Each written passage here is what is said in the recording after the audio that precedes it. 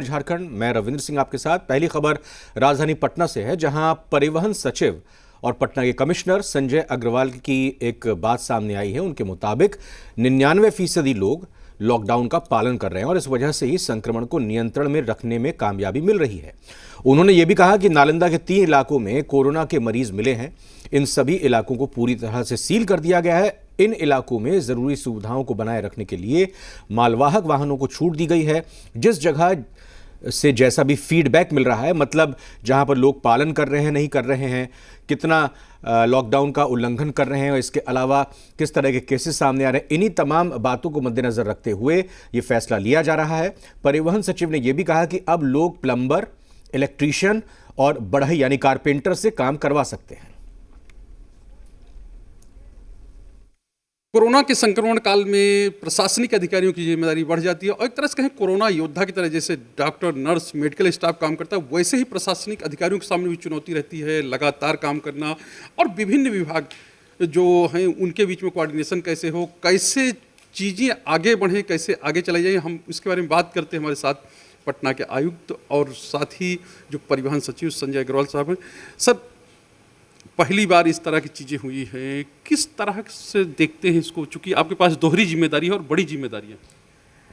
देखिए, जो कोरोना का संकट है वो पूरी मानवता के सामने है और सभी लोगों के सामने है, लेकिन बिहार इससे काफ़ी मजबूती से लड़ रहा है और ये इसलिए लड़ रहा है कि हर फ्रंट पर जो हमारे लोग हैं वो बिल्कुल काम कर रहे हैं, दिन रात काम कर रहे हैं। छुट्टी और लॉकडाउन के बावजूद हमारे कई ऑफिसेज खुले हुए हैं ताकि लोगों को जो बेसिक ज़रूरत के सामान हैं, सामग्री है, वो मिल सके, बेसिक मेडिकल सुविधाएं मिल सके, बेसिक अन्य नेसेसिटीज़ जो हैं वो पूरी हो सके। तो लॉकडाउन ने ज़िंदगी को तो रोका ही है, लेकिन लोगों की ये अपेक्षाएं हैं कि उनकी ज़रूरतें कम जो रुके ना, तो उसके लिए कोशिश की जा रही है। लोगों को आपदा राहत पहुँचाने की कोशिश की जा रही है। पटना में सेंटर्स चल रहे हैं जिसमें 20,000 से अधिक प्रतिदिन लोग खाना खा रहे हैं। उन सेंटर्स पर जो भूखे और गरीब व्यक्ति हैं उनको खाना मुहैया करवाया जा रहा है ताकि उनके जीवन पर कोई प्रभाव ना पड़े। लगातार अस्पतालों में काम हो रहे हैं और जो हमारा ट्रांसपोर्टेशन डिपार्टमेंट है उससे भी कोशिश हो रही है कि जो एसेंशियल गुड्स की सप्लाई वो कहीं बाधित ना हो। इसलिए समय समय पर ज़रूरी इंस्ट्रक्शंस इशू किए जा रहे हैं। लॉकडाउन को इफेक्टिवली लागू करने के लिए टाइम टू टाइम रेगुलेशन की जो ज़रूरत पड़ती है वो ये विभाग जारी करता है और कमिश्नर के रूप में हम लोग की ये जवाबदेही भी कि उसका इम्प्लीमेंटेशन फील्ड में इस तरीके से हो ताकि आम लोगों को दिक्कत भी ना हो, लेकिन साथ ही साथ लॉकडाउन का पालन भी हो। तो एक दोहरी जिम्मेदारी का निर्वहन अभी हो रहा है और मैं जो स्थितियां हैं मैं लोगों को भी धन्यवाद देना चाहूँगी। 99% लोग इसका अनुपालन बहुत ही अच्छे तरीके से कर रहे हैं। अच्छा, एक सवाल और है। परिवहन, चूँकि परिवहन आप देखते हैं और इस संक्रमण काल है, परेशानी का समय है, ऐसे में कितनी बड़ी चुनौती थी कि कोई शुरू में जब 24 तारीख से चीज़ें शुरू हुई और तब से लगातार देख रहे हैं कि आप फील्ड में भी जाते हैं, लोगों से मिलते भी हैं, उनकी बातों को समझते हैं और साथ ही जो एक परिवहन की का जो बाहर से लोग आए उनको भी पहुँचाना एक समस्या थी। किस तरह से इसको सब टैकल करते हैं? देखिए, जब ये शुरू हुआ लॉकडाउन तब सबसे बड़ी चुनौती थी कि किस प्रकार हम लोग एसेंशियल गुड्स को लोगों तक पहुंचा पाएंगे। जो लोग यात्री रास्ते में अटक गए थे उनको कब तक कैसे पहुंचाया जा सके।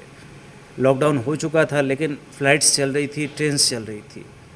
कई स्पेशल ट्रेन मुंबई से आई, उनके यात्रियों को जो बड़ी भारी संख्या में थे, 10,000 से अधिक यात्री विभिन्न ट्रेनों से आए, स्पेशल ट्रेनों से आए, उनको घर तक पहुँचाने की जवाबदेही। उसके बाद बीच में जो दिल्ली और गाज़ियाबाद से बड़ी संख्या में मज़दूरों को बाहर बसों से भेजा गया, उसके कारण बिहार बॉर्डर पर काफ़ी बड़ी भीड़ जमा हो गई।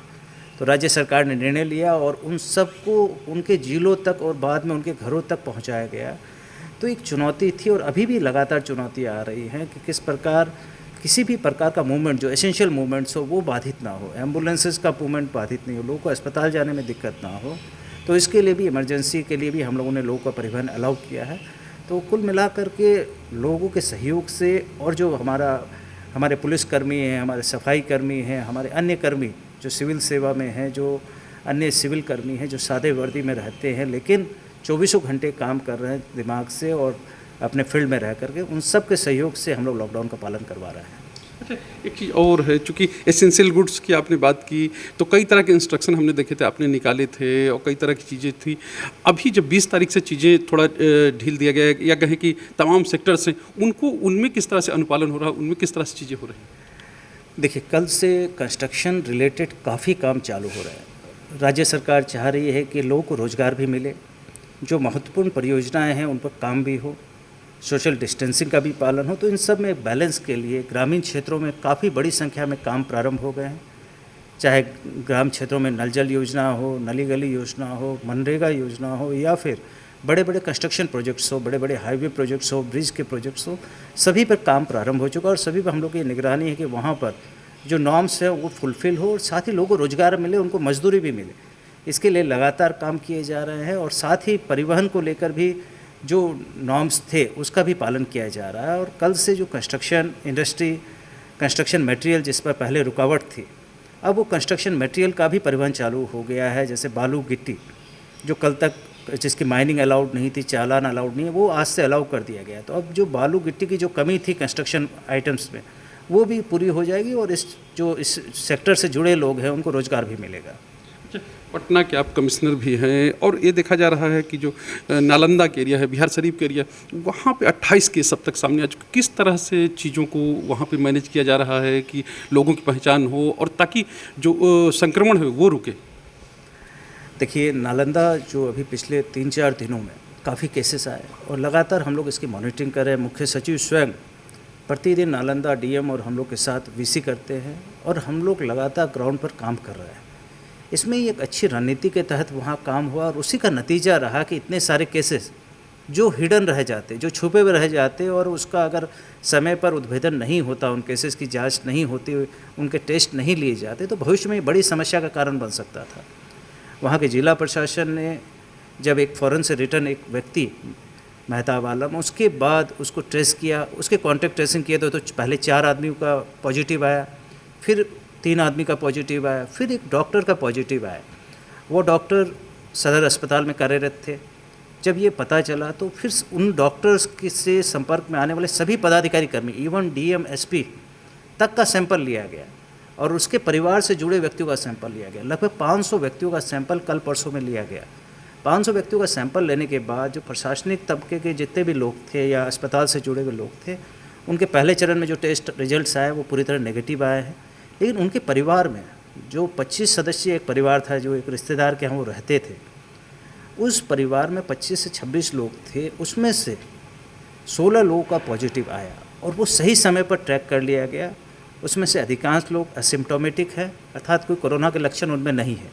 4-5 लोग अधिक एज के हैं तो उनको एनएमसीएच ला दिया गया है और एनएमसीएच में उनका बेहतर इलाज चल रहा है। बाकी लोग जो असिम्प्टोमेटिक है, जिनमें कोई लक्षण नहीं है, उनको वहीं पर बिहारशरीफ में एक आइसोलेशन सेंटर में रख करके उनके मेडिकल सुपरविजन में उनको रखा गया है। तो अभी स्थिति नियंत्रण में है। उस पूरे इलाके को सील कर दिया गया है। 3 इलाके हैं, तीनों को पूरी तरह कंप्लीट सील कर दिया गया है। हर घर की सर्वेक्षण हो रहा है, हर घर की स्क्रीनिंग की जा रही है, हर एक व्यक्ति की ट्रेसिंग की जा रही है, उनके मेडिकल रिकॉर्ड, उनके कॉल डिटेल्स को भी चेक किया जा रहा है कि उन किन किन व्यक्तियों के संपर्क में वो रहे, वो कहाँ कहाँ गए।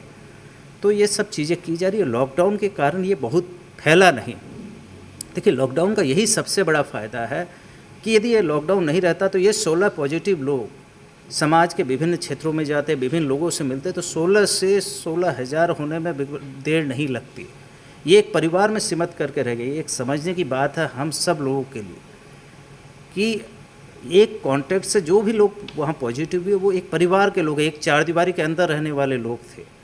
यदि आज लॉकडाउन नहीं होता तो ये चारदीवारी के लोग विभिन्न लोगों से मिलते जुलते, और समाज में सभी लोग एक दूसरे से मिलते जुलते हैं नॉर्मल टाइम में, और ये कई गुना फैल सकता था।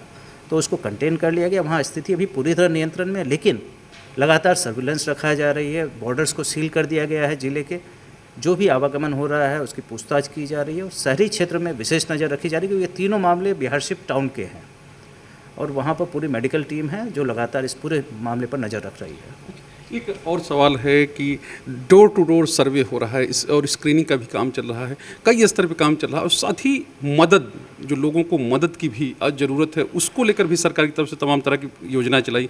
किस तरह से सब इम्प्लीमेंट हो रहे हैं, किस तरह से चीज़ें उसमें आगे बढ़ रही हैं? देखिए, अभी कोरोना में हम लोग को एक काम है मेडिकल हेल्प देना, दूसरा काम है लॉकडाउन को इम्प्लीमेंट करना, तीसरा रिलीफ। देखिए, काफ़ी परिवार ऐसे हैं जो दैनिक मजदूरी पर आश्रित थे, जिनके पास लिमिटेड साधन थे। राज्य सरकार कटिबद्ध है उन लोगों के लिए कि उनको राहत पहुँचे। राशन, अतिरिक्त राशन मुफ्त में उपलब्ध करवाया जा रहा है और प्रत्येक ज़िले में राशन का वितरण प्रारंभ हो गया है और अप्रैल माह का राशन मुझे उम्मीद है कि अगले 3-4 दिनों में हम लोग 100% वितरित कर देंगे। इसके अलावा हर व्यक्ति जिसके पास राशन कार्ड है उसको 1-1 हज़ार रुपये खाते में दिए जाने की कार्रवाई की जा रही है। इसके अलावा रिलीफ कैंप चलाए जा रहे हैं। किसान बहुत प्रभावित रहे हैं, तो किसानों को उनकी उपज का सही मूल्य मिल सके, उनके फसल कटनी में प्रॉब्लम नहीं हो, इसके लिए फसल कटनी में हर संभव सहयोग किया जा रहा है। जो भी प्रतिबंध थे वो फसल कटनी या कृषि संबंधित कार्यों पर लागू नहीं होंगे और आज से अब गेहूं अधिप्राप्ति का काम भी प्रारंभ हो रहा है। किसानों को उनकी फसल का वाजिब मूल्य मिले, तो गेहूं की अधिप्राप्ति बिहार में ज़्यादातर नहीं होती थी, लेकिन इस वर्ष राज्य सरकार ने इसको टारगेट फ्री कर दिया है कि जितना गेहूं किसान बेचना चाहे वो पैक्स और सरकार खरीदेगी और उसको उचित मूल्य दिया जाएगा। अच्छा, एक और सवाल है सर, चूँकि राजधानी का इलाका है और लगातार आप लोग ड्यूटी में रहते हैं, लगातार जो मुख्यमंत्री की मीटिंग है और तमाम तरह, ऐसे में चूँकि ये एक कोरोना का दौर है, लॉकडाउन का दौर है, किस तरह से सब चीज़ों में एक बैलेंस बनाते हैं, चूँकि ये बिल्कुल अलग स्थितियाँ हैं? बिल्कुल, देखिए कोई भी पदाधिकारी, मैं ही नहीं बल्कि कोई भी पदाधिकारी एक ह्यूमन बीइंग भी है। जैसे आप ड्यूटी कर रहे हैं, आप भी एक मानव हैं, और अभी मुंबई में और मध्य प्रदेश में कई पदाधिकारी, कई पत्रकारों को भी कोरोना का शिकार होना पड़ा। तो ये बीमारी किसी व्यक्ति के स्ट्रेचर को देख करके नहीं आती है, लेकिन चूँकि काम भी करना है, बैलेंस भी रखना है, लोगों की उम्मीदें प्रशासन से है, सरकार से है, पुलिस से है, तो इस तरीके से हम लोग को एक काम भी करना पड़ता है। किस तरीके से अपने आप को सुरक्षित रह सके, कुछ तरीके से हमारे जो लोग मातहत काम कर रहे हैं वो सुरक्षित रहें, इसके लिए हम लोगों ने अभी सबको मास्क का वितरण करवाया, सैनिटाइजर की व्यवस्था की है। जो हमारे अधिकारी कर्मचारी आ रहे थे उनको 1/3 प्रतिदिन बुला रहे हैं। कुछ लोगों के पास वाहन नहीं है तो उनको घर छुड़वाने और बुलाने की व्यवस्था भी की जा रही है। तो एक माहौल, एक ऐसा एक चुनौतीपूर्ण माहौल है जिसमें हम सब के लिए पहली बार ऐसी चुनौती आई है। सभी लोगों ने जीवन में ऐसी चुनौती पहली बार देखी होगी, लेकिन किस तरह हम लोग बैलेंस करके इसमें चलाएं, वही एक प्रशासनिक सफलता और प्रशासनिक और जो अभी सभी क्षेत्र के लोग मिल करके जो काम कर रहे हैं, उसके कारण इतने बड़े लॉकडाउन में भी किसी प्रकार की अराजकता की स्थिति आप नहीं देख सकते। इक्का दुक्का कोई व्यक्ति वायलेशन करते हैं तो उनके विरुद्ध तुरंत कार्रवाई भी हो रही है। आपने देखा होगा उच्चस्थ पदाधिकारियों से लेकर के जो आम आदमी है, सभी लोग कानून की नज़र में एक बराबर हैं, उन पर लगातार कार्रवाई भी हो रही है और जहाँ ज़रूरत है वहाँ सरकार मदद भी कर रही है। चाहे घर घर अनाज पहुँचाने की ज़रूरत सामग्री की बात हो, अभी हम लोगों को समस्या आ रही थी कि टीवी मैकेनिक नहीं मिल रहे थे, घर में कंप्यूटर ख़राब हो गया, एसी ख़राब हो गया, बिजली ख़राब हो गई, तो उन मैकेनिक्स को भी हम लोगों ने अलाउ किया कि आप घर पर जाकर ये सेवाएं दे सकते हैं।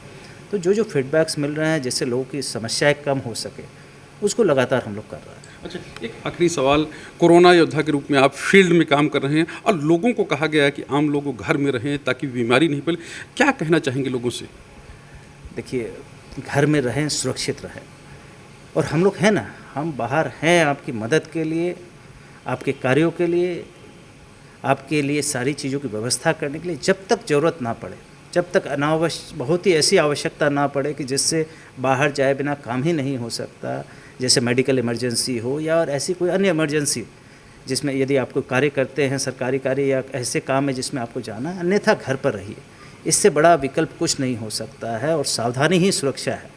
अगर घर से की लक्ष्मण रेखा आप पार करेंगे तो कहीं ना कहीं अपने आप को उस रिस्क में डालेंगे, और वो रिस्क आपका अपना नहीं है, आपके पूरे परिवार का है। अभी आप देखिए बिहार शरीफ का केस, एक परिवार के अंदर 18 लोग संक्रमित हो गए।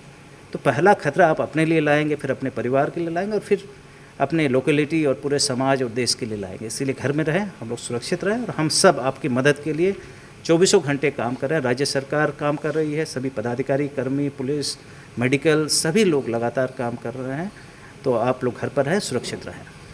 साफ तौर पे है, घर पर रहें, सुरक्षित रहें, और जो अधिकारी हैं वो संवेदनशील होकर काम कर रहे हैं और लगातार काम कर रहे हैं, और ये काम इसीलिए हो रहा है ताकि जो आम लोग हैं, जो आप लोग हैं, वो सुरक्षित रहें। कैमरामैन विजय के साथ शैलेंद्र, जी मीडिया, पटना।